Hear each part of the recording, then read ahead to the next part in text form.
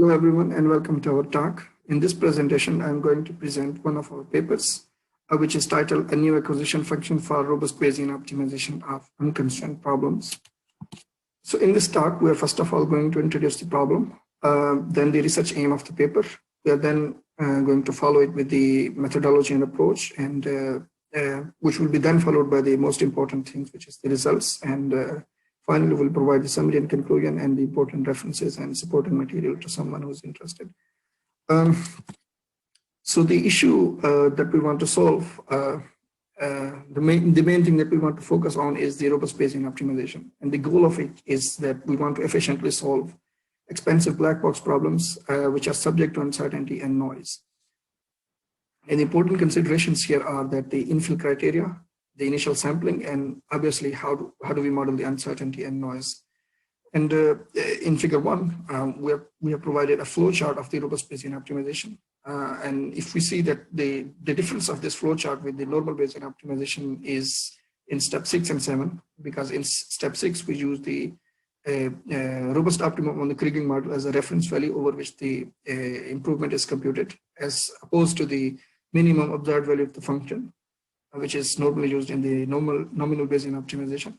And in step 7, we also have to consider the fact that we are aiming for a robust solution. So the infill criteria that we use has to consider this, that we are aiming for a robust solution and has to somehow take into account the impacts of the uncertainty and noise. And so when we change the step 6 and 7, then we can basically extend the Bayesian optimization to the robust scenario. So the infill criteria is very important because it tries to balance the trade-off of exploration and exploitation and tries to converge the algorithm towards the global optimum by basically with the help of adaptive sampling, because it tries to come up with a new sample point at every iteration. And but one thing that we have to consider is that it's not very straightforward to extend this to the robust scenario.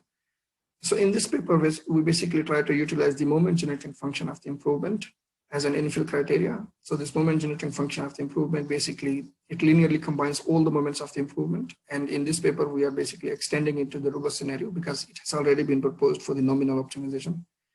The next thing that we are going to do is basically try to evaluate and compare its performance with a baseline, which in this case is based on the expected improvement criteria, also extended to the robust scenario, of course. So the main challenges when we are trying to extend this moment generating function of the improvement to the robust scenario is, first of all, obviously, what reference value do we use in the robust scenario? Because in the nominal case, we use the fmin, which is the minimum observed value of the function. But in this case, how do we define the reference value over which we can compute the improvement? The second solution is, how do we actually define the improvement over the reference value, because there are different definitions of robust scenarios. And so the improvement also has to consider the fact, how do we define the robustness?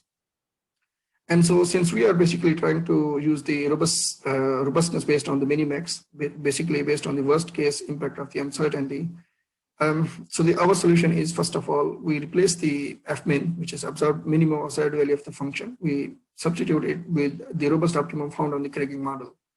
And for the second step, we define the robust improvement.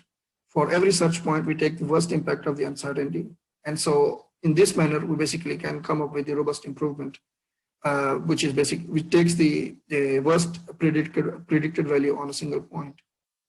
And so in this equation, delta x is basically the uncertainty in the search variables or the decision variables. So by using with this approach, we basically can extend our nominal moment generating function of the improvement to the robust Bayesian optimization. And to evaluate and compare, we basically have 4 benchmark problems. We have 3 different noise levels. We have 4 different dimensionalities that we consider, and obviously 3 different settings for the initial temperature, which is a hyperparameter for the moment generating function of the improvement. And the experimental setup basically focuses that it tries to compare the robust expected improvement criteria, which is the baseline, with our proposed acquisition function, which is basically the moment generating function of the improvement. So the results are basically provided in this slide. And the important thing here is that, first of all, the rows distinguish between different problem instances. So we have 4 different test problems. And the columns distinguish between different noise levels. So we have 3 different noise levels. And the red line, the red dotted line basically is the robust expected improvement criteria. And the blue line is basically the robust moment and function of the improvement.